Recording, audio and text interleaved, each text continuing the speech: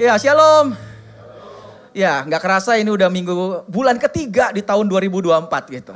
Dan hari ini tema khotbah saya adalah bagaimana kita bisa meraih setiap berkat yang Tuhan memang sudah siapkan dalam hidup kita. How to take possession of the blessing. Kenapa? Karena YHS punya tema utama adalah the overflowing love of Yahweh. Dan tahun ini bulan yang ketiga itu bicara tentang bagaimana kasih daripada Yahweh itu bisa mengubah kemalangan menjadi berkat. Berapa banyak saudara yang siap diberkati? Amin. Kenapa? Karena sebetulnya memang Tuhan sudah memberkati saudara. God has declared you blessed. Ini pakai ed present past tense. Tuhan sudah mendeklarasikan bahwa kita adalah orang-orang yang diberkati. And no one can reverse it. Dan tidak ada satupun juga yang bisa mengubah. Amin. Kita sudah diberkati. Tapi memang ada istilah di dalam kekristenan yaitu already finished but not yet done. Segala sesuatu Tuhan sudah selesaikan di kayu salib. It is finished. Sudah selesai semua. Tapi semuanya belum terrealisasi. Itulah. Tapi semuanya sudah Tuhan kerjakan. Tuhan sudah memberkati. Karena itu hari ini saya mau ajak kita untuk kita taking possession of God's blessing. Untuk kita justru bisa ambil semua berkat-berkat Tuhan yang memang Tuhan sudah sediakan buat kita. Makanya dia katakan ke orang Israel, contohnya dalam Ulangan 1 dikatakan begini. Lihatlah Yahweh Elohimmu telah mengaruniakan negeri itu kepadamu. Sudah dikaruniakan. Tapi ada action yang harus dilakukan, yaitu apa? Sekarang maju dan milikilah negeri itu. Kalau ini adalah negerinya, Tuhan sudah berikan semua. Pasti kita terima, pasti karena dibilang apa? Yahweh Elohim telah memberikan. Tapi sekarang Tuhan mau kita maju untuk terima, untuk ambil apa yang memang Tuhan sudah sediakan buat kita. Dan untuk masuk ke negeri ini, masuknya lewat mana? Jelas lewat pintu. Makanya zaman dulu kalau untuk nyerang sebuah kota ada pendobrak pintu. Jadi kita harus tahu bagaimana akses untuk kita bisa masuk merebut daripada kota yang Tuhan sudah berikan. Tuhan sudah berikan semua berkat itu, tapi kita harus tahu aksesnya seperti apa. Nah, dikatakan di Roma begini bahwa melalui dia kita sudah memperoleh jalan masuk ke dalam anugerah oleh iman.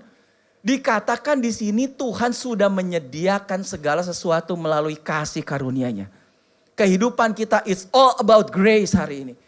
Kenapa kita bisa diselamatkan? Karena kasih karunia kita diselamatkan, bukan karena kita benar. Kenapa hari ini kita bisa diberkati? Karena memang Tuhan sudah memberkati kita karena kasih karunia-Nya. Tapi dikatakan di sini dengan jelas, we have the access. Hari ini saudara bisa masuk ke tempat ini, pasti nggak ada yang lompat jendela, betul? Karena untuk masuk ke tempat ini hanya ada 2 pintu akses. Pasti semua saudara lewat pintu yang di belakang atau pintu yang di depan, betul? Jadi saudara harus tahu dulu aksesnya supaya saudara bisa masuk ke tempat ini. Nah, dibilang di sini we have the access by the faith into this grace. Segala sesuatu Tuhan sudah sediakan by the grace of God. Kasih karunia Tuhan cukup buat kita katanya. Tuhan udah sediakan semua yang sudah diberikan, it is finished. Tapi aksesnya adalah by the faith. Untuk kita bisa terima semua itu. Makanya semua promise is received by the faith. Tuhan mau kita terima semua janji Tuhan yang dia janjikan, setiap berkat Tuhan. Bahkan dikatakan di sini God has made a great many promises. Tuhan udah buat begitu banyak janji-janjinya yang luar biasa. Great many promises. And they are all yes. Semuanya iya. Because of what Christ has done. Karena apa yang Kristus memang sudah lakukan. It is finished. Dia sudah lakukan semuanya. Dan kita tinggal bilang apa? So through Christ we say amen. Udah terjadilah. Untuk apa? Untuk memberi kemuliaan buat Tuhan kita. Itulah yang Tuhan mau. Makanya dikatakan lagi di Lukas. Berbahagialah. Siapa sih orang yang berbahagia? Berbahagialah ia yang percaya. Percaya bahasa rohaninya itulah iman. Aksesnya lewat iman. Berbahagialah ia yang percaya karena apa yang dikatakan Tuhan kepadanya akan terjadi. Setiap janji Tuhan. Bahkan bahasa Inggrisnya lebih keren. Karena dikatakan you are blessed. Lihat. Tema bulan ini sekali lagi Tuhan itu sudah memberkati kita. You are blessed. Tapi ada kata kuncinya. Kenapa? Because you believed. Pakai ed. Karena kamu sudah percaya. Karena kamu bisa percaya. That the Lord would do what he said. Karena kita bisa percaya bahwa Tuhan akan pasti melakukan apa yang sudah Dia katakan. Amin. Janjinya iya dan amin. Dia adalah pemegang janji. Nah, saya mau ajak hari ini kita belajar yang namanya active faith. Iman itu bukan cuma sekedar percaya dan kemudian kita tunggu. Karena ternyata Tuhan mau iman kita itu aktif. Sama kayak tadi Tuhan udah kasih negerinya. Makanya Tuhan bilang maju, ambil, rebut. Lewati aksesnya, yaitu apa? Melalui iman katanya. Itulah yang Tuhan mau. Nah, kehidupan ini sesungguhnya adalah sebuah journey from passive to active faith. Jadi yang kita harus usahakan dalam hidup ini bukan mengusahakan kasih karunia-Nya. Karena Tuhan sudah berikan semuanya. Tapi yang kita harus usahakan adalah bagaimana kita dari iman yang pasif menjadi iman yang aktif. Apa iman pasif dan iman aktif nih? Nah, ada satu kalimat bagus dalam bahasa Inggris dikatakan you believe in God but you don't trust Him. Memang agak susah diterjemahin ke bahasa Indonesia. Karena kamu percaya kepada Tuhan tapi sebetulnya kamu gak percaya. Gitu. Karena bahasa Indonesia kurang kaya, kata believe dan kata trust sama-sama diterjemahan ke percaya gitu. Apa bedanya believe dan trust? Believe itu cuma percaya karena sebuah bukti. Tapi kalau trust itu lebih mempercayakan. Saya pernah cerita ilustrasi waktu itu tentang Charles Blondin di sini kalau saudara ingat. Tahun 1859 dia adalah orang yang tercatat pertama kali jalan di atas seutas tali atau tambang di air terjun Niagara. Dia jalan dari Amerika ke Kanada dan pulang lagi dengan selamat dan semua orang tepuk tangan. Ada 25.000 orang yang menyaksikan itu tahun 1859. Dicatat di Guinness Book of Record. Dan kemudian setelah dia sampai lagi dengan selamat dia tanya, sekarang siapa yang mau ikut saya ke seberang dan saya akan bawa balik lagi dengan selamat di sebuah kereta dorong, gerobak. Dan waktu dia tanya gak ada satu orang pun yang mau. Tiba-tiba ada seorang nenek tua lah begitu atau omah-omah lah tiba-tiba angkat tangan dan oleh Charles Blondin akhirnya dia dibawa ke Kanada, ke luar negeri dan balik lagi ke Amerika dengan selamat. Semua orang tepuk tangan lagi. Dan Charles Blondin tanya lagi, oke, saya kasih kesempatan lagi. Siapa yang mau ikut? Kali ini saya gendong. Gitu. Untuk keluar negeri tanpa paspor, tanpa visa dan balik lagi. Dan gak ada yang mau. Tiba-tiba ada satu orang anak muda, dia angkat tangan dan kemudian anak muda ini digendong oleh Charles Blondin. Dan akhirnya balik dengan selamat. Dan waktu itu saya tanya pertanyaannya, siapa oma-oma ini? Dan siapa anak muda ini? Siapa oma itu? Mamanya, Charles Blondin. Dan siapa anak muda itu yang digendong? Tetot, bukan anaknya. Tapi manajernya. Supaya heboh, supaya seru dong. Kalau nggak ada yang digendong, ya udahlah manajernya angkat tangan. Pertanyaannya, kenapa mamanya dan manajernya berani? Kenapa orang lain kok tidak berani? Ya karena mamanya sendiri, dia percaya, dia tahu persis siapa anaknya. Manajernya juga, saya yakin ini bukan pertama kalinya dia digendong. Mungkin ini udah ke-50 kali dia digendong. Kenapa? Mungkin dia sering juga karena pasti berlatih kan. Pasti latihan bolak-balik. Jadi dia yakin sekali bahwa apa? Dia bisa mempercayakan hidupnya kepada Charles Blondin. Dan tercatat Charles Blondin meninggal tua dan sepanjang show dia tidak pernah gagal. Zero. Gak pernah gagal sama sekali dalam show-nya. Nah, begitu juga kenapa dia bisa mempercayakan? Karena dia mengenal dengan baik. Begitu juga ke Tuhan. Trust itu bicara mempercayakan, bukan sekedar percaya, believe. The better we know God, the more we trust Him. Semakin kita kenal Tuhan, semakin kita bisa mempercayakan hidup kita. Mamanya dan manajernya dia begitu mengenal. Nah begitu juga kita dengan Tuhan. Dan mengenal itu perlu waktu. Gak mungkin saudara bisa kenal saya kalau saudara gak pernah sering. Kenapa Pak Handoko mungkin lebih kenal saya? Karena setiap sekali saya datang ke Surabaya hampir selalu Pak Handoko yang jemput saya di airport. Gitu. Jadi sepanjang di mobil yang ngobrol dan ini dan itu. Jadi apa? Pengenalan itu butuh waktu. Abraham Lincoln pernah bilang begini, dia presiden Amerika. Dia bilang berikan saya 6 jam untuk nebang pohon. Kalau ada orang mau kasih saya pohon, kalau ada orang mau kasih saya berkat, ini bicara tentang berkat tadi dari awal. 6 jam saya cukup untuk bisa dapat potong itu pohon. 6 jam cukup. Tapi kata dia apa? Saya akan menggunakan 4 jam pertama untuk mengasah kapak saya. Wow. Kenapa? Kalau saudara pernah tahu tuh, kalau saudara punya pisau, potong daging. Coba pakai pisau yang tumpul tuh. Saya pernah coba, aduh itu digoyang-goyang cuma ikut goyang-goyang dagingnya. Gitu. Tapi kalau pernah lihat pisaunya tukang itu sushi, waduh itu. Atau makan teppanyaki begitu, sekali dia gitu, sret, sret, sret. Wow, kenapa? Begitu tajam. Pasti diasah dulu.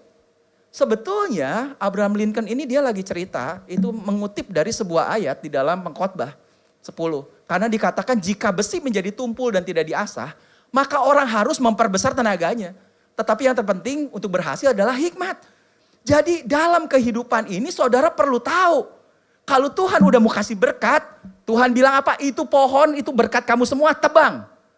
Abraham Lincoln bilang apa? 4 jam pertama saya hanya akan mengasah kapak saya. Bagaimana dengan saudara? Karena yang penting hikmat, bukan cuma asal kerja. Dan apa? Bagaimana kita mengasah kapak kita?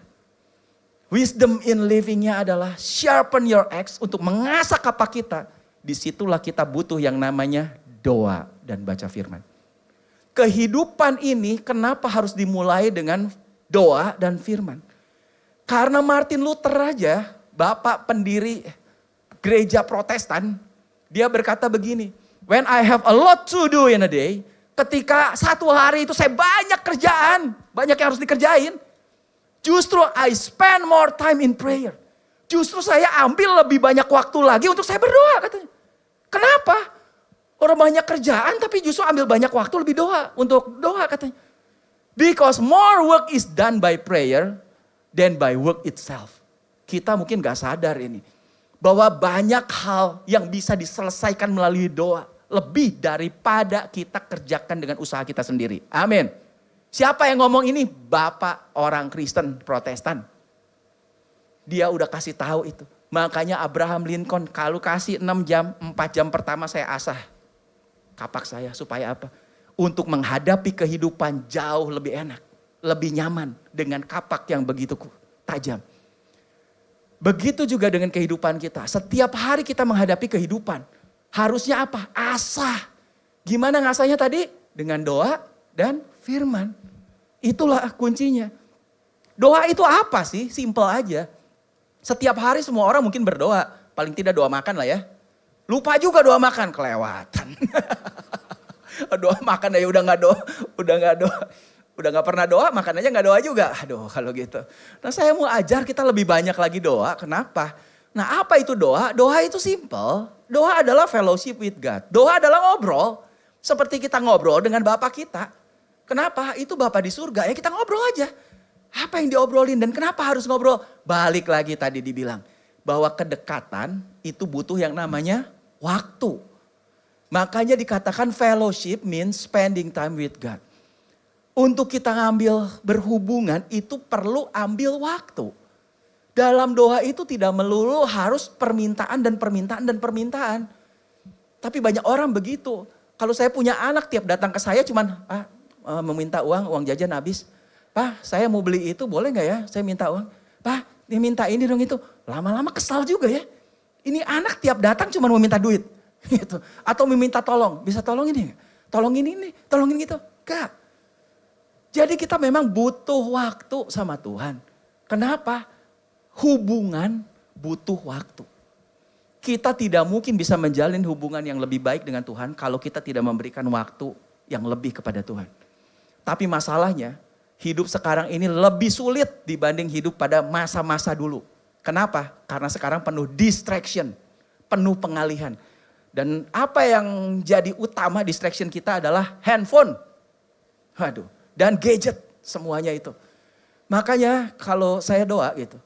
Berapa kali saudara pernah ngalami? Karena saya pernah ngalami tuh.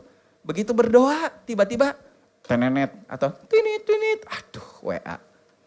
Siapa ya? Memang saya lagi tunggu sih. Hari ini ada janjian sama orang itu. Kira-kira bisa gak ya? Tadi sebelum doa saya udah WA ya.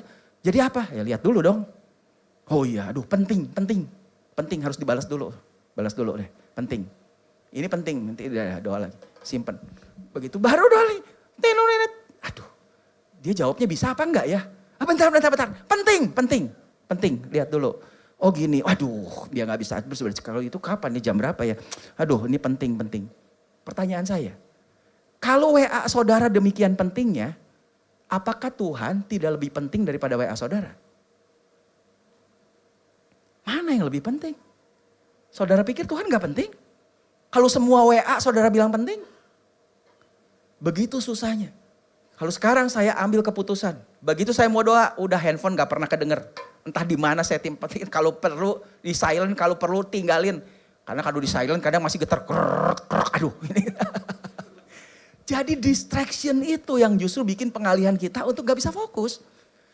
Jadi ambillah sungguh-sungguh waktu doa untuk kita bisa ketemu Tuhan lah. Lebih dekat lagi, baca firman katanya di situ. Untuk lebih bisa spending time untuk lebih dekat. Pray itu apa? Paling tidak ini ada terjemahan dari pray lah. P-nya adalah pause.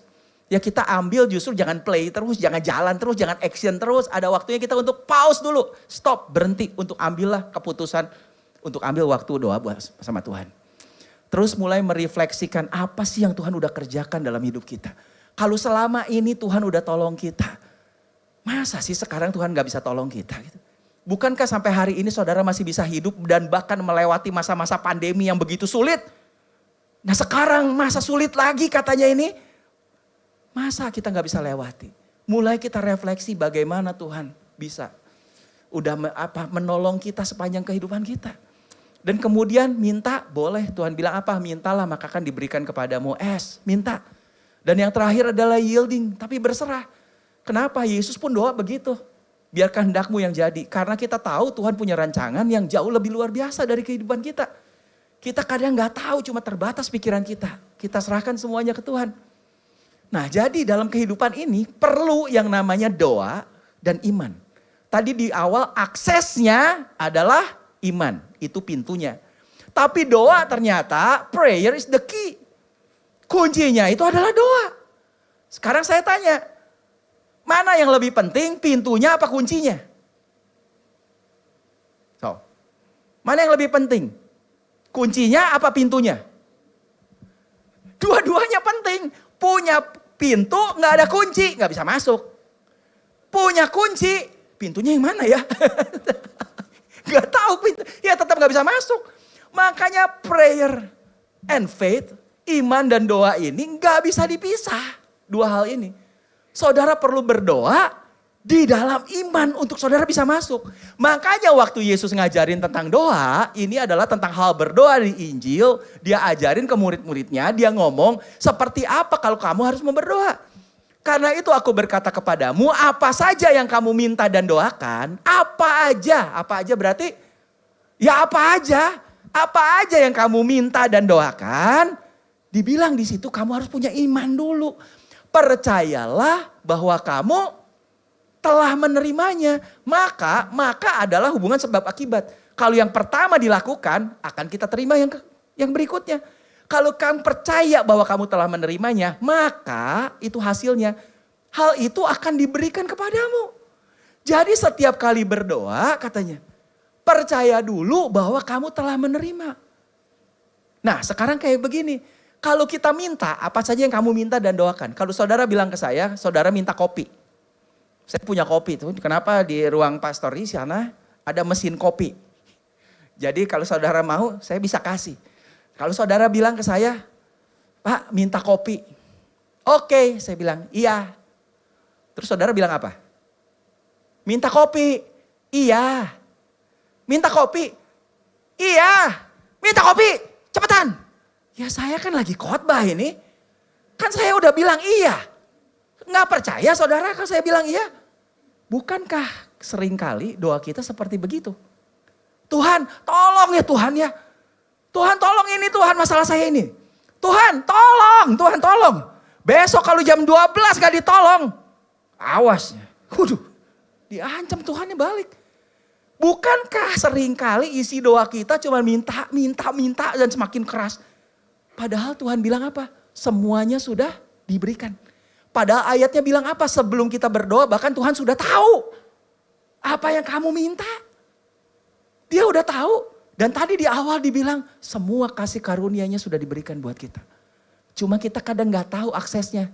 Yaitu lewat iman. Iman adalah percaya.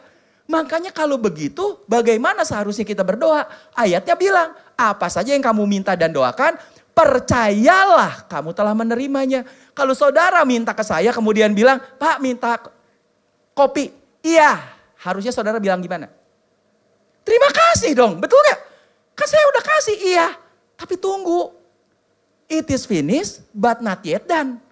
Saya udah bilang iya, berarti udah selesai. Saya udah jawab, iya. Tapi tunggu. Nah harusnya saudara bilang apa? Terima kasih untuk apa yang saudara mau doakan. Makanya harusnya seperti apa kita berdoa. Nih saya mau ajarin. Mungkin tadi pagi waktu saudara kesini, saudara ada yang berdoa. Kayak apa saudara berdoa? Mungkin tadi pagi saudara berdoa begini, Tuhan. Sebentar saya mau ke gereja Tuhan. Kau sertai saya di perjalanan supaya tidak kurang suatu apapun. Bisa sampai ke gereja, ke praksis, tidak ada kecelakaan. Semuanya lancar jalanannya. Terima kasih Tuhan Yesus, dalam nama Yesus, amin. Itu tidak salah. Tapi saya kasih tahu itu doa yang pasif. Saya mau ajar sekarang iman kita untuk aktif. Aktif adalah percayalah bahwa kamu telah menerima untuk apa yang kamu doakan. Berarti doanya kayak gimana? Tadi, waktu saudara mau minta, Tuhan udah jawab iya. Berarti tadi kita bilang, terima kasih. Jadi harusnya kita doanya gimana? Terima kasih Tuhan karena Tuhan sudah menyertai saya akan ke gereja. Di sepanjang perjalanan semuanya lancar, aman, tidak ada kecelakaan sehingga saya bisa sampai di gereja tidak kurang suatu apapun. Terima kasih Tuhan dalam nama Yesus, amin. Beda gak? Ada beda sedikit. Yang pertama tidak salah saya bilang. Tapi saya mau ajar kita untuk punya iman yang aktif. Jadi apa? Kita percaya dulu Tuhan udah kasih. Kalau Tuhan udah kasih berarti kita ngomong terima kasih. Makanya if the only prayer you said was thank you, that would be enough. Tuh. Tadi ngobrol lagi di pastori gitu sama Elia. Mana Elia? Dia cuma bilang, betul katanya Pak. Saya kadang pulang cuma bilang satu, terima kasih Tuhan. Terima kasih Tuhan. Cukup. Karena memang dia udah kasih semua. Daripada ngoceng begitu. Bukan salah saya bilang. Minta boleh. Boleh Tuhan bilang mintalah. Tapi kan Tuhan udah kasih. Percayalah kamu telah menerimanya. Ya udah terima kasih aja. Untuk apa yang kamu minta. Ya begitulah. Makanya ayatnya kemudian bilang gini diajar di Filipi. Paulus ngajarin.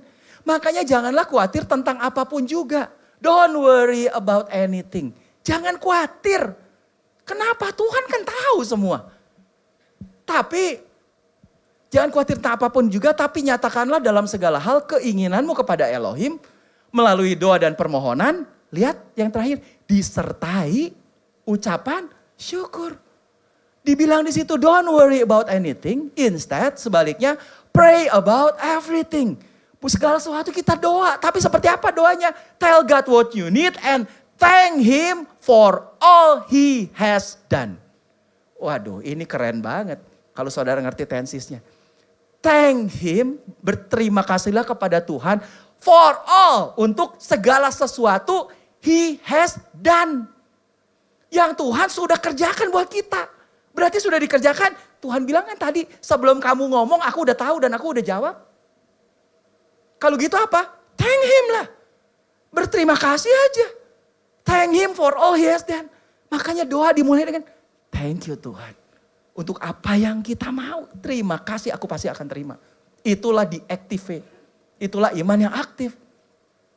Ada satu cerita, ini kesaksian dari George Mueller. Siapa George Mueller? Dia adalah seorang misionaris, dia evangelis, dia koordinator dari panti asuhan di Bristol di Inggris. Dan dia selalu punya kata-kata di situ, through his faith and prayer. Lihat, dua hal yang tidak bisa dipisahkan. Doa dan iman. Doa dan iman kayak kunci sama pintu. Waktu berdoa harus beriman. Apa yang saudara doakan saudara udah terima. Dan dia punya sepanjang umurnya gitu. Sepanjang panti asuhan itu ada 120.000 anak yang pernah tinggal di panti asuhannya. Luar biasa. Dan dia punya jurnal, punya buku hariannya gitu. Dan dari buku hariannya itu dicatat mujizat demi mujizat. Ratusan. Banyak banget. Bagaimana Tuhan jawab apa yang dia doakan. Dan dia punya quotes luar biasa. Dia bilang begini, the greater the difficulty to be overcome, the more will it be seen for the glory of God. Semakin besar itu masalah yang dihadapi, semakin ada kemuliaan yang begitu besar di belakang, di balik daripada itu. Dan bagaimana, how much can be done by prayer and faith. Dan seberapa itu bisa terjadi karena doa dan iman.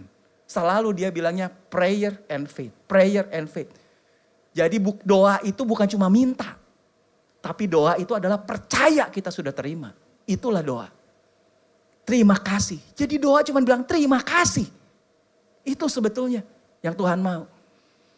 Dan ada satu kesaksian yang paling terkenal dari George Mueller.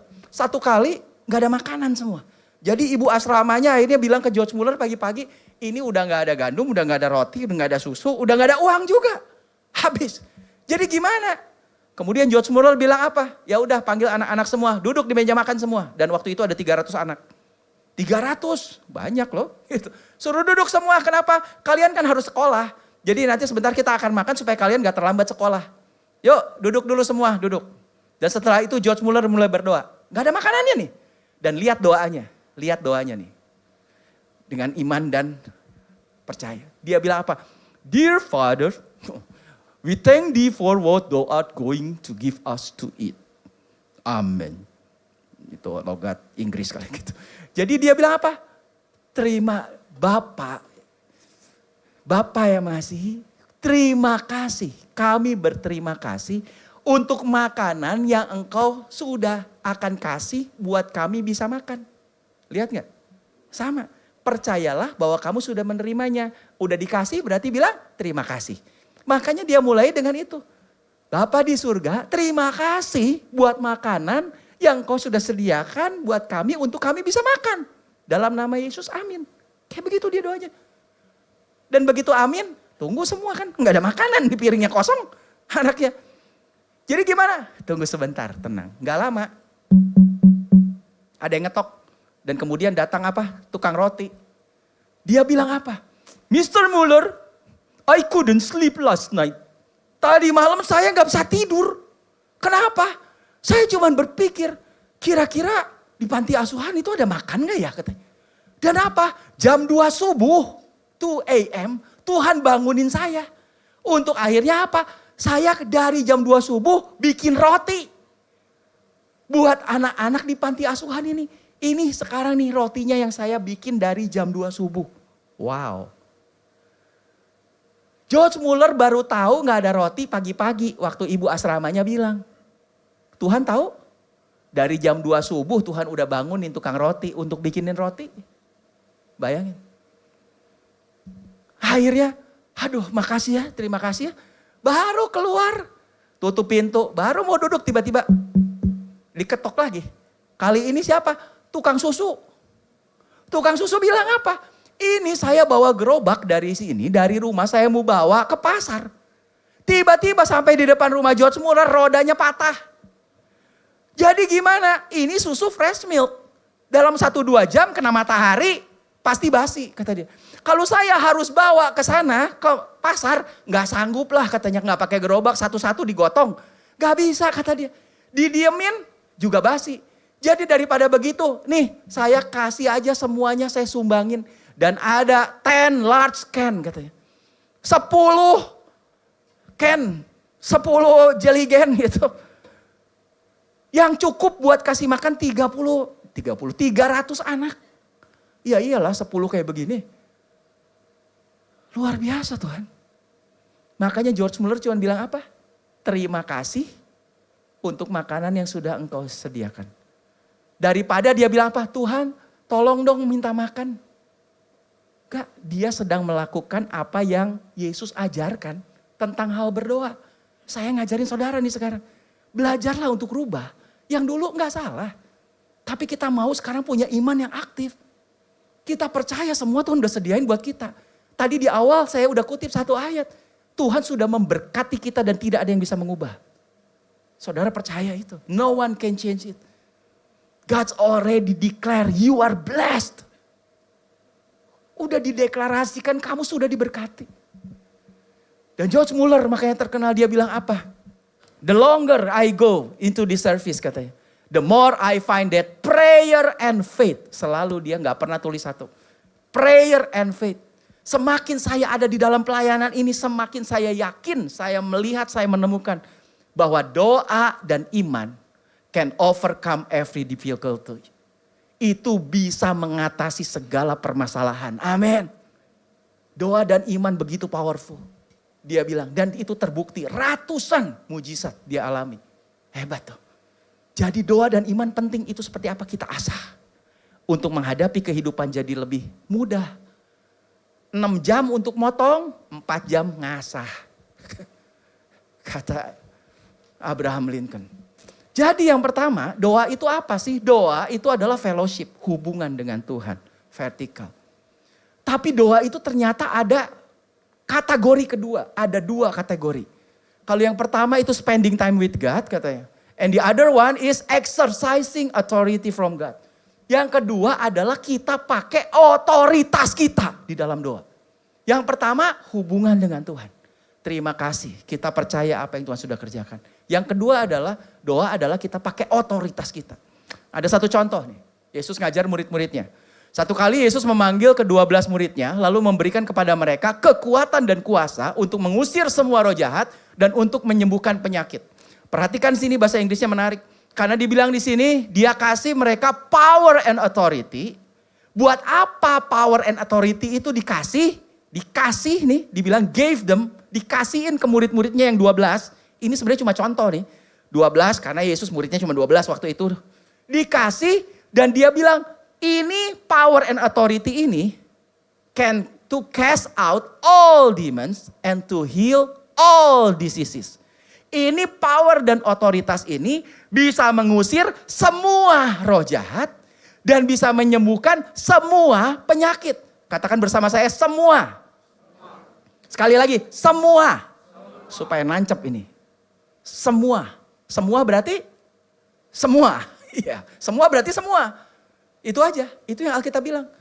Kuasa dan otoritas yang Yesus berikan bisa ngusir semua setan, roh jahat, dan bisa menyembuhkan semua penyakit. Itulah kebenarannya. Seal. Dah, terima itu. Dan kemudian Yesus utus tuh 12 murid itu. Pergilah sekarang, beritakanlah kerajaan sorga sudah dekat. Dan kemudian sembuhkanlah orang sakit, bangkitkanlah orang mati, tahirkanlah orang kusta, usirlah setan-setan. Siapa yang nyembuhin? Siapa yang ngusir setan? Kamu katanya. Bukan Tuhan. Kamu. Kenapa? Karena otoritasnya sudah diberikan kepada kamu kan. Yang otoritas itu bisa nyembuhin semua penyakit, bisa ngusir semua setan. Jadi harusnya waktu kita lakukan ini kita bukan minta Tuhan. Makanya dibilang di sini bukan mintalah untuk Tuhan menyembuhkan. Oh enggak. Karena power dan otoritasnya sudah diberikan ke kita. Makanya sekarang kamu sembuhkan orang sakit. Kamu usir setan-setan. Jadi waktu kita hadapi, dalam nama Yesus sembuh.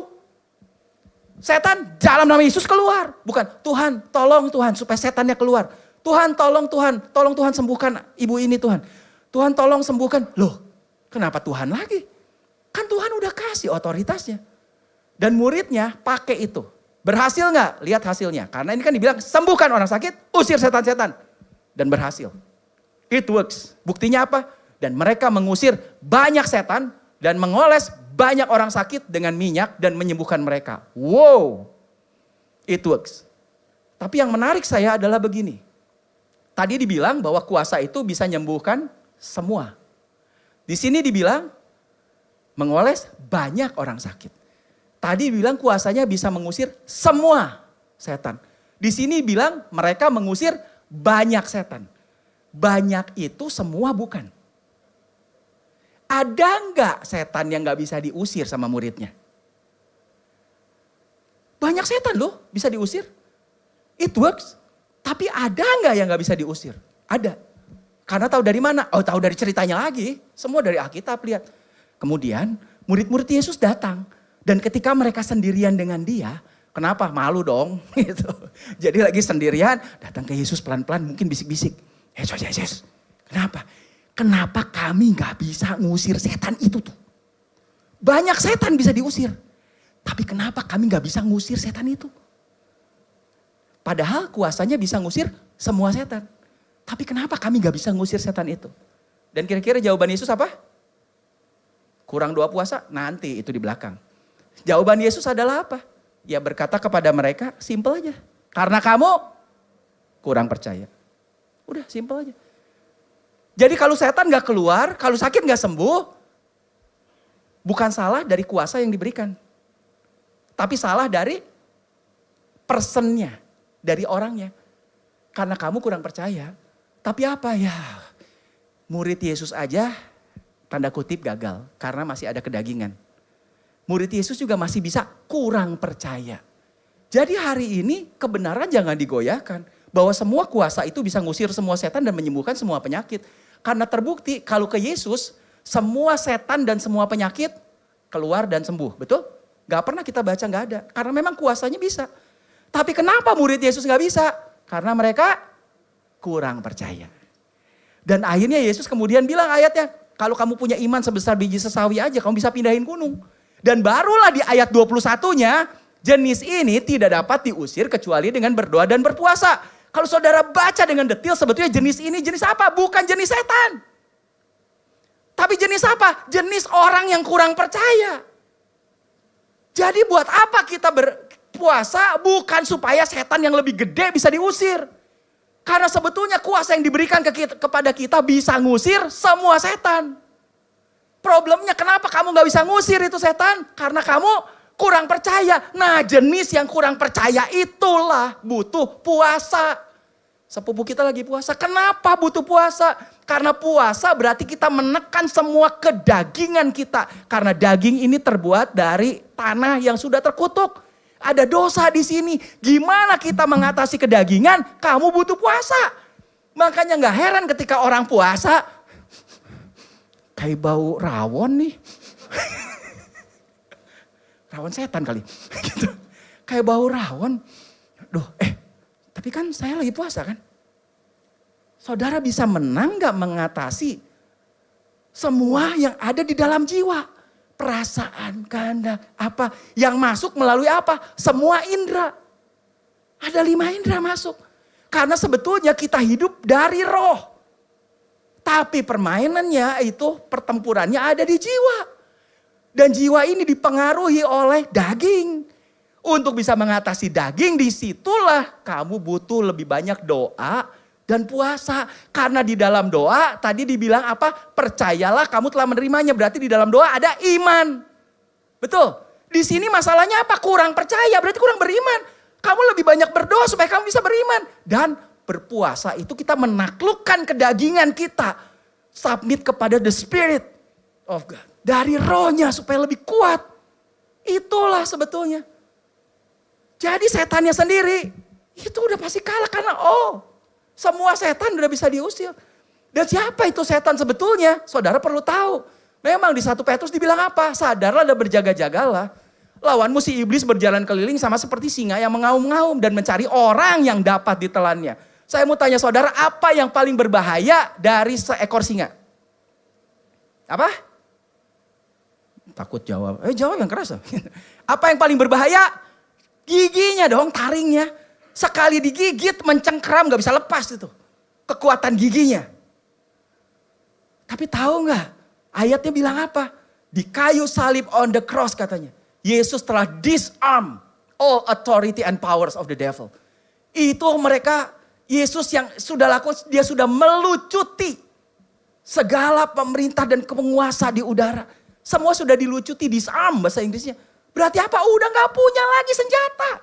Bahkan dipermalukan menjadi tontonan umum.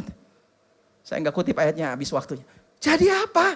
Sebetulnya iblis sudah kalah. Iblis itu jadi seperti apa? Persis seperti ini. Singa ompong. Udah gak punya lagi power. Tapi kalau saya tanya, apa yang paling mengerikan atau menakutkan dari seekor singa? Apa yang paling menakutkan? Yang paling berkuasa, yang paling power adalah taring dan giginya. Apa yang paling menakutkan? Makanya gak heran, setan sering begitu. Cuman ngaum. Dan itu ditulis di situ jelas. Singanya itu Sama seperti singa yang cuma ngaum-ngaum. Dan dia lagi cari orang yang bisa ditelen, bukan digigit karena udah gak punya gigi. Setan ompong. Tapi dia powernya cuma apa? Cuma ngaum doang. Saya baca sebuah testimoni dari seorang hamba Tuhan di Amerika namanya Andrew Wommack. Waktu dia umur 7 tahun, dia punya kakak, dia punya koko sama punya cici. Nah dia tidur sama kokonya karena cowok berduaan lah gitu. Dan waktu umur 7 neneknya meninggal. Dan akhirnya dia langsung bilang ke kokonya, saya mau pisah sama kamu saya pengen tidur sendiri. Udah saya mau tidur di kamar koko saya, kamar nenek saya yang baru meninggal, kata dia. Udah saya mau tidur situ. Seminggu balik lagi. Kata kokonya, wah kamu penakut, kenapa balik lagi? Enggak apa-apa lah, ya udahlah saya aja yang sana. Akhirnya kokonya tidur ke sana. Seminggu kokonya balik lagi juga. Kenapa balik lagi? Ya enggak lah saya pengen tidur sama kamu, kayaknya kita tidur berdua kayaknya lebih asik ya. Akhirnya bilang, oh ya udahlah nggak apa-apa, iya memang lebih asik, udahlah kita tidur berdua aja dah, satu kamar. Dah ceritanya. Dan sampai cece-nya menikah dan pindah keluar kota. Jadi akhirnya mereka pindah ke kamar cece-nya. Dah jadi sendiri-sendiri. Dah satu kali cece-nya datang dari luar kota, udah punya anak. Nah bingung kan mau tidur di mana? Yang kosong cuman kamar neneknya. Dan herannya, waktu dibawa ke kamar neneknya, nangis itu anak, bayi itu. Dibawa keluar, tidurin lagi. Udah tidur, begitu dibawa masuk, nangis lagi. Ternyata apa? Barulah punya ceritaan mereka. Karena ternyata neneknya itu main kuasa kegelapan. Jadi neneknya itu bisa dibilang dukun lah begitulah. Dan barulah cerita ini, mereka anak dua bocah ini, waktu kejadian umur 7 tahun. Mereka bilang, kenapa waktu itu kamu seminggu kemudian ke sana balik lagi? Iya, itu kan di kamar nenek kan ada foto katanya. Itu malam-malam itu foto bisa terbang. Fotonya bisa terbang. Baru kokonya bilang, iya betul saya juga katanya. Baru terbongkar sama-sama. Nggak ngomong sama-sama, iya betul. Singkat cerita, waktu umur 17 tahun dia mulai sadar tentang otoritas ini. Dan selama itu kamar itu akhirnya tidak pernah ditempatin, nggak pernah dibuka, nggak pernah dibersihin, dikunci begitu saja. Udahlah gitu, di-abandon katanya, diabaikan. Sampai waktu umur 17 akhirnya dia mulai pikir begini. Padahal itu udah ada persekutuan di rumahnya, dipakai FB segala macam, cell group gitu. Tapi itu gak pernah disentuh. Dia cuma bilang gini, sekarang itu kan kamar ada di rumah saya. Kalau sekarang saya punya otoritas, harusnya setan gak bisa ada di situ dong. Kalau gitu apa? Saya mau usir. Dan akhirnya apa? Dia pikir saya mau pergi ke situ dan saya mau usir. Akhirnya dia masuk tuh ke situ. Sekali buka dia masuk. Cek. Begitu masuk dia cerita, waduh itu memang aura setannya kerasa, bulu kuduk berdiri semua. Dan akhirnya dia bingung, terus mesti ngapain ya? Mesti ngapain? Dia bilang seandainya saya bisa lihat, saya bisa tengking. Tapi ini kerasa doang, terus gimana apa? Akhirnya dia tutup lagi, dia keluar. Dan depan pintu itu dia berdoa. Dia bilang gini katanya, Tuhan seandainya saya bisa lihat itu setan sebesar apa? Sengeri apa gitu mukanya? Seperti apa itu taringnya? Seperti apa itu cakarnya? Tolonglah Tuhan kasih lihat supaya saya bisa tengking lah dia. Gitu, kata dia. Terus Tuhan jawab apa? Tuhan bilang gini, seandainya aja kamu tahu dan kamu bisa lihat. Itu setan sebesar apa? Sebesar apa? Sebesar semut. Like an ant full of mouth. Katanya. Sebesar semut. Saya gak pernah lihat orang takut semut ya. Takut kecoa masih ada, takut cicak masih ada. Tapi ada yang takut semut? Aduh semut mati dah. Sebesar semut tapi penuh dengan mulut. Makanya persis tuh ayatnya bilang. Jagonya cuman apa? Koar-koar, ngaum-ngaum.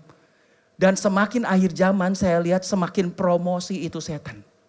Dan sayangnya seringkali saya lihat yang jadi agen promosinya, yang marketinginnya itu adalah orang-orang di gereja. Orang percaya. Yang selalu bilang bahwa setan punya power. Tahu nggak? Itu ya di situ ada setannya loh.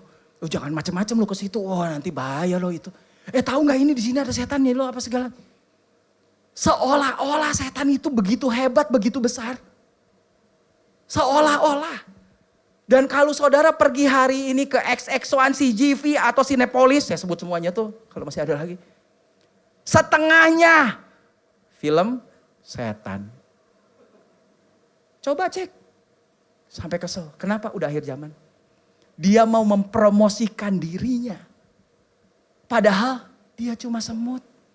Dan akhirnya Andrew Wommack, begitu dia tahu gitu. Oh gitu. Kan gak ada yang takut sama semut kan. Sekali dia masuk ke ruangan itu, dia buka, bak. Itu udah gak ada lagi setannya. Dia bilang tanpa saya doain, tanpa saya apa-apain, sekali saya buka. Itu seperti udah bersih semua, udah gak ada apa-apa kata. Dan setelah itu apa ya, udah dia pel semua, dia beresin semua. Dan sejak itu dipakai ruang persekutuan. Di situ. Dia bilang apa, setan itu udah gak bisa apa-apanya. Cuman dia apa, masih nakut-nakutin. Justru seberapa saudara membuat image tentang setan, sebegitulah dia menjadi bagi saudara. Kalau saudara menganggap bahwa setan itu besar, berarti kita semakin ngomongin, semakin ceritain, semakin apa yang itu tahu, itu kita lagi membesarkan begitu setan. Sebaliknya saya kasih tahu, jadi itu kita bikin setan. Sebaliknya kalau kita membuat Tuhan lebih besar, kita tahu kita punya Tuhan yang luar biasa, yang sanggup bikin mujizat, yang mustahil menjadi tidak mustahil. Itu kita lagi membuat Tuhan kita menjadi begitu besar dalam kehidupan kita, betul? Saya gak sanggup, tapi saya tahu saya punya Tuhan yang sanggup luar biasa besar. Kita sedang membuat Tuhan menjadi besar dalam kehidupan kita. Sebaliknya kalau kita membuat setan besar dalam kehidupan kita, makanya gak heran setan jadi besar dalam hidup saudara. Padahal faktanya, dia udah gak punya apa-apanya. Saya pernah khotbahin, kemudian satu orang bilang apa? Pak, jangan macam-macam Pak. Nanti baru tahu di situ setan. Saya bilang, saya gak takut. Kita punya iman dong, seperti apa yang firman bilang. Dan justru gimana kalau begitu kita lawan setan. Nih ayat 9, ini tadi ayat 8-nya. Resist him.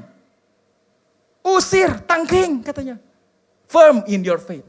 Bahasa Indonesia bilang apa? Lawanlah dia dengan iman. Dari awal kita lagi bicara iman, di active faith.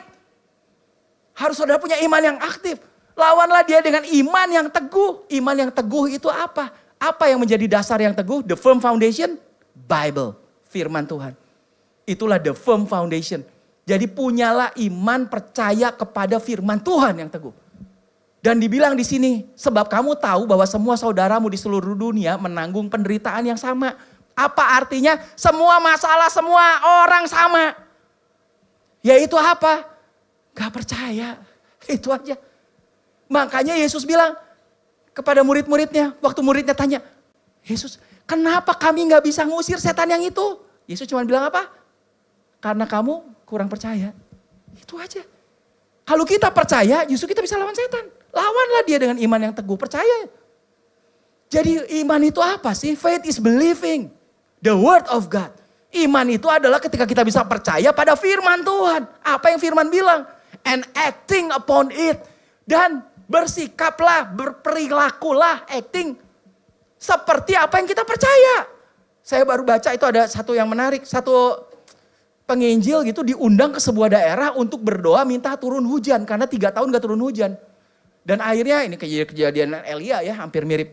Dan apa? Kemudian dia bilang gini, oke, kalau gitu apa? 2 hari lagi jam 5 kita kumpul di stadion. Dan itu jam 5 sore itu kumpul di stadion penuh orang. Untuk apa? Berdoa minta hujan. Tapi pertanyaan pertama dia cuma langsung tanya begini. Berapa banyak saudara yang bawa payung angkat? Tidak lebih dari 10 orang. Tandanya apa? Kamu gak percaya bahwa akan ada hujan? Kenapa cuma 10 orang yang percaya dan siap bawa payung? Ya karena 3 tahun gak hujan. Terus dia bilang apa? Tidak heran kalian berdoa dan gak turun hujan. Makanya dibilang di sini, and acting upon it. Berperilakulah seolah-olah kamu udah terima kan? Percayalah kamu telah menerimanya. Oh ya udah. Kamu udah terima meskipun belum kelihatan. No matter how I feel. Gak peduli perasaan kita. Jangan main perasaan dong. Kita bukan berdasarkan fakta, kita berdasarkan kebenaran diri itu. Because God promises a good result. Justru ketika kita percaya pada janji-janji Tuhan, kita akan lihat hasil yang luar biasa. Amin. Makanya Yesus lawan setan dengan firman. Ada tertulis, ada tertulis, ada tertulis. Setan dilawan pakai apa? Iman yang teguh. Iman dari firman. Dasar yang teguh. Dan kabar baiknya kalau tadi Yesus sampel 12 orang. Karena waktu itu Yesus belum mati, belum naik ke surga dan belum mencurahkan rohnya. Hari ini dia sudah mencurahkan semua rohnya atas kita. Dan semua power and authority sudah ada di setiap orang percaya. Amin. Yang bisa apa? Ngusir semua setan dan menyembuhkan semua penyakit. Itulah powernya. Karena Yesus bilang semua otoritas di surga dan di bumi sudah diberikan kepadaku. Dan hari ini orang yang percaya mengundang Yesus masuk dalam hidupnya. Berarti apa? Semua otoritas itu ada dalam hidup kita hari ini. Makanya saya mau ajar kita berdoalah dengan otoritas. Belajarlah untuk berdoa dengan otoritas. Seperti apa sih berdoa dengan otoritas? Saya tutup dengan kita praktek sama-sama lah gitu. Saya contohin lah, saya mau ajar saudara coba. Kalau ada satu orang mungkin 3 bulan dia udah gak ke gereja. Dan akhirnya kita datangin dan besukin lah. Seorang ibu lah katakan begitu. Dan waktu kita datangin ternyata ibu ini kenapa gak ke gereja? Oh kakinya bengkak. Karena kakinya bengkak dia gak bisa jalan. Makanya 3 bulan gak ke gereja. Jadi kita datang ke situ kita mau doain supaya sembuh. Kita percaya udah ada kuasa dan otoritas dalam kita. Nah pertanyaannya sekarang gimana saudara doanya? Tadi, doanya gimana? Apa saja yang kamu minta dan doakan, percayalah kamu sudah menerima. Kalau kita percaya udah terima, berarti bilangnya apa? Terima kasih, mulai dari itu. Terus kita berdoa dengan iman yang aktif. Iman itu seperti apa? Iman adalah dasar dari segala sesuatu yang kita harapkan. Apa yang menjadi harapan saudara itu udah setengah dari iman. Setengahnya lagi, buktinya belum kelihatan. Itu aja, buktinya belum kelihatan. Tapi kita harus punya pengharapan. Kalau kakinya bengkak, gak bisa jalan, harapan kita apa? Kakinya kempes, ibunya bisa jalan. Nah, kalau kita buka mata, kita lihat kakinya bengkak, gak bisa jalan. Sekarang harapan kita kakinya kempes, bisa jalan. Kalau kita tutup mata, bisa gak kita lihat kakinya kempes dan dia bisa jalan? Bisa gak? Mau lihat Monas bisa, kita lihat tutup mata ya lihat Monas. Mau lihat patung Liberty aja ke New York bisa tutup mata lihat, betul kan? Kenapa? Kita bisa lihat. Itulah the power of imagination. Jadi sekarang kayak gini. Iman dasar dari segala sesuatu yang kita harapkan. Harapannya apa? Kempes. Oke. Tadi dimulai dari apa? Kita bersyukur karena Tuhan sudah jawab. Apa yang kita doakan? Harapan kita. Oke. Jadi doanya seperti apa? Ini saya ajarin saudara. Jangan berdoa kayak gini. Aduh Tuhan kasihanilah ibu ini Tuhan lihat. Padahal dia orang yang setia ke gereja Tuhan 20-an tahun gak pernah bolos Tuhan. Sekarang kakinya kempes. Kami minta belas kasihan Tuhan. Kayak Tuhan tuh orang jahat. Gak mau jawab. Iya. Tuhan minta belas kasihan. Tuhan please. Sampai please-pleasean gitu. Please lah Tuhan jawablah. Itu kakinya supaya kempes lah ibu ini. Kasihan banget. Loh Tuhan kan bilang kamu yang sembuhin dong. Jadi kalau gitu doanya gimana? Doanya gitu. Mulai dari terima kasih dong. Inilah doa dengan otoritas. Terima kasih Tuhan. Tutup mata. Harapan kita apa? Kempes. Terima kasih Tuhan. Karena Tuhan sudah menyembuhkan kaki ibu ini sekarang kempes dan gak sakit lagi. Terima kasih karena dia akan bisa jalan untuk bisa ke gereja lagi. Kalau ada kuasa kegelapan, karena ada penyakit dari kuasa kegelapan. Tadi usir semua setan. Aku usir semua setan dalam nama Yesus yang menyebabkan kaki ini mungkin bengkak. Tidak ada kuasa kegelapan yang boleh ada atas ibu ini karena dia adalah anak yang dikasihi oleh Bapa. Terima kasih Tuhan untuk kesembuhan yang Tuhan berikan. Dalam nama Yesus, amin. Lihat bedanya? Itulah the power of authority in prayer. Doa dengan kuasa. Kenapa? Karena apa yang kita katakan ada kuasa dalam mulut kita. Kenapa? Karena Bapa menjadikan seluruh dunia dia pakai firman. Sekarang firman ada di dalam kita. Itu Yesus adalah firman ada dalam kita. Your work have creative power. Semua diciptakan jadilah terang, jadilah ini, jadilah itu. Cuma ngomong. Berarti apa? Sekarang kita juga ngomong aja. Mau sembuh, sembuhkan. Dalam nama Yesus sembuh. Pakai iman kita. Your word have creative power katanya. Speak faith-filled words into your life every day. Mulai ngomong. Apa yang menjadi iman kita, apa yang kita harapkan. Word have power katanya. Word created this universe. Ini. Everything started with the word. Semua dimulai dengan firman. And the Bible says katanya in the beginning was the word. In the same way your word have creative power. Mulailah ngomong. Saya harap saudara belajar sesuatu hari ini dan aplikasikan. Jadi yang Tuhan mau, pemain musik bisa maju. Pray continually. Berdoalah senantiasa. Yang Tuhan mau adalah kita berdoa senantiasa. Terus, give thanks in all circumstances. Kita mengucap syukur, berterima kasih di dalam segala keadaan. Kenapa bisa berterima kasih dalam segala keadaan? Karena waktu kita berdoa, kita percaya Tuhan akan melakukan. Jadi terima kasihlah. Itu. Dan for this is God's will for you in Christ Jesus. Dan inilah yang memang Tuhan mau, Tuhan kehendaki bagi kita di dalam Kristus Yesus. Inilah yang Tuhan mau. Sekali lagi saya lagi ngajarin apa yang Tuhan mau. Jadi prayer adalah fellowship with God. Itu building intimacy yang pertama. Doa adalah kita berhubungan sama Tuhan. Itu membangun keintiman dengan Tuhan. Kasih waktu lah, sisihin semua distraction kita lah. Dia prioritas utama yang begitu penting dalam kehidupan kita. Dan doa juga adalah power through prayer. Pakai kuasa dan otoritas yang Tuhan sudah berikan dalam hidup kita.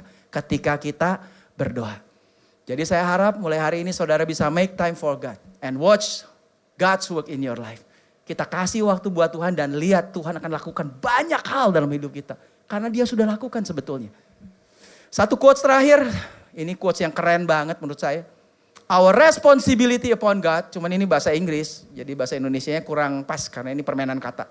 Your responsibility upon God is depends on how we can respond to His ability. Responsibility, tanggung jawab itu adalah respond to His ability.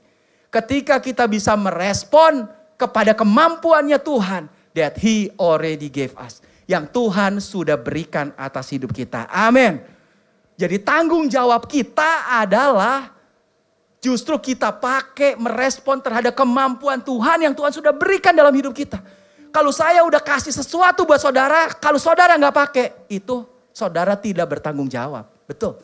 Kalau Tuhan udah kasih the power and authority dalam hidup saudara. Tuhan udah kasih to cast out all demons. To heal all diseases. Pakai itu. Untuk ngusir setan, untuk nyembuhin semua orang, Tuhan udah kasih. Justru tanggung jawab kita adalah merespon terhadap kemampuan yang Tuhan sudah berikan dalam hidup kita. Amin. Dan kalau saudara bisa lakukan ini, saudara akan lihat. You declare blessing over your life. Hidup kita akan diberkati karena memang Tuhan sudah memberkati kita. Dan kita rebut dengan activate. Dengan iman yang aktif kita ambil semuanya itu. Dan lihat, saudara akan terima semuanya itu dalam nama Yesus. Mari kita berdoa. Terima kasih Bapa, kami sungguh bersyukur Tuhan. Untuk setiap kebenaran yang kami dengar Tuhan. Terima kasih Tuhan untuk power and authority. Untuk kuasa dan otoritas yang Kau berikan dalam hidup kami. Terima kasih Tuhan. Kuasa dan otoritas yang luar biasa. Bahkan Kau hidup di dalam kami. Untuk menyembuhkan semua penyakit dan untuk mengusir semua setan-setan. Kami mau belajar Tuhan hari ini. Untuk kami pergunakan semua otoritas itu. Dengan iman yang aktif. Terima kasih untuk setiap janji-janji-Mu. Yang pasti akan terjadi dalam kehidupan kami. Itulah dasar firman, itu adalah dasar bagi kami untuk berpijak. Terima kasih Tuhan untuk semuanya Tuhan. Dan aku sungguh berdoa setiap anak-Mu yang dengar firman ini Tuhan. Mereka bisa praktek, bisa mengaplikasikan. Mereka bisa menjalani semua firman itu dalam kehidupan mereka. Dan mereka akan lihat firman yang begitu berkuasa akan mengubahkan kehidupan kami. Tidak ada yang mustahil. Untuk kami alami segala sesuatu. Tidak ada yang mustahil. Terima kasih Tuhan.